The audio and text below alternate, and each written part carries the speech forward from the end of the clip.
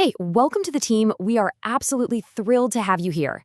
As you're getting settled in, there's a pretty massive shift in how we build software here that you really need to wrap your head around right out of the gate. In today's onboarding explainer, I'm going to walk you through our architectural compiler, basically how we mechanically govern our AI coding agents. Think of this as your playbook for making sure the AI doesn't just write code insanely fast, but actually writes the right code. Let's get into it. So let me ask you a question. Back in the day, we relied heavily on manual code reviews, right? An engineer would read a pull request, try to remember all the architectural design documents, and leave comments. But how on earth do we govern AI that generates code 10, maybe 100 times faster than we do? The bottleneck has completely shifted. You literally cannot read every single architecture decision record, or ADR, before reviewing every massive PR an AI agent spits out. The old human speed review model, it saturates immediately. It just doesn't scale. So here's our roadmap for today's explainer. We'll look at human review versus AI speed, why RAG is not actual enforcement, our 5 compilation stages, how this all integrates into the CI pipeline, and finally, the era of auditable architecture.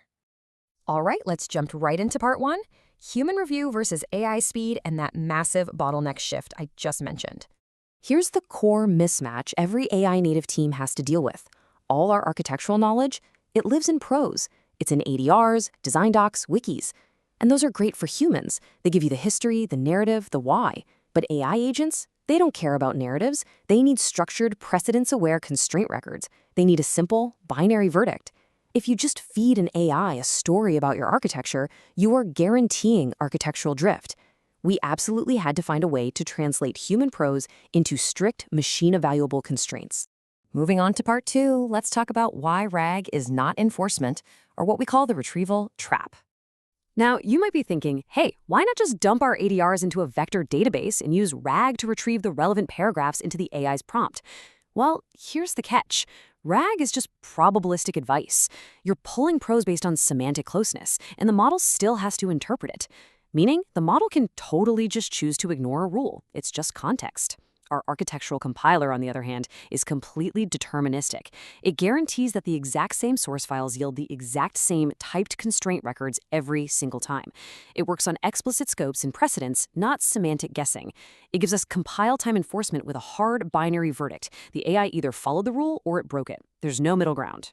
Okay, let's get into the technical weeds for part 3, the 5 compilation stages. This is how we actually turn prose into enforcement.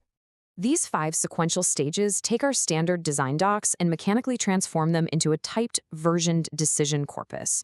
Let's break this down. First is parse. The parser reads your markdown files, zeroes in on structured sections, and pulls out candidate decision records. Next up is validate. This checks each record against our strict governance schema, ensuring all the required fields and valid scope syntax are actually there. Then comes resolve. This is where the magic happens for overlapping rules. It computes precedence, applies supersession if a new ADR replaces an older one, and flags any direct conflicts. Stage 4 is emit. The emitter writes these validated, resolved records into a deterministic file. And lastly, enforce. This happens dynamically. When the AI agent writes code, it queries that compiled corpus to evaluate the output on the fly. Let's make this super concrete so you can see how you'll actually use this. Say you write this constraint in an ADR. Let's call it ADR 007. It says, the payment service must not use SQLite. You write it for humans, so you might add a whole paragraph about why PostgreSQL's better for us. But down in the specific constraint section of your markdown, you write this crystal clear rule. The compiler's parse stage comes in and extracts exactly that. And here is what comes out of the emit stage. Your human prose becomes a highly structured JSON record inside our project memory corpus. Notice how it strips away all of the narrative fluff? That rationale is safely kept in the original ADR, but this JSON only carries what the machine needs: a stable ID, an explicit file-level scope targeting the payment service, the constraint itself, a blocking severity, and that binary verdict flag. This JSON file is the actual enforcement artifact. It's what the governance evaluator automatically checks the second the AI tries to write a line of code. Let's look at part 4, CI pipeline integration, and how we merge all this documentation safely. So we bake this compiler right into our standard CI step. In practice, that means when you open a pull request to merge a new ADR, a command line step runs over the directory. The pipeline validates your output. If you wrote a rule that directly conflicts with an existing one, or if you just messed up the scope syntax, the compilation fails. And a compilation failure mechanically blocks your merge, exactly like a broken code build would. This is absolutely crucial because it guarantees that conflicting rules or undefined behaviors never ever reach the enforcement runtime.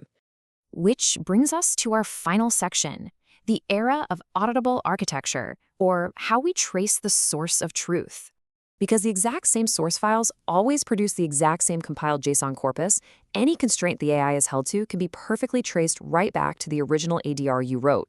Let's say the AI is suddenly blocked from making a specific database call, and you don't recognize the constraint. You don't have to guess why it's happening. The audit trail is structural. You just trace that JSON record back to the source ADR and read the original rationale. The distance between what we document and what we enforce is completely gone. So I'll leave you with this final thought as you wrap up your first day. Now that our architecture is mechanically enforced against AI, your job as an engineer has fundamentally changed. You no longer have to be the bad guy in PR comments, constantly reminding people, or AI agents, about some obscure design doc from 6 months ago. The compiler does the policing for you. So, with that heavy burden lifted, how are you going to use your newfound creative energy to design the next great architecture for this team? We are so pumped to have you aboard, and I seriously can't wait to see what you build.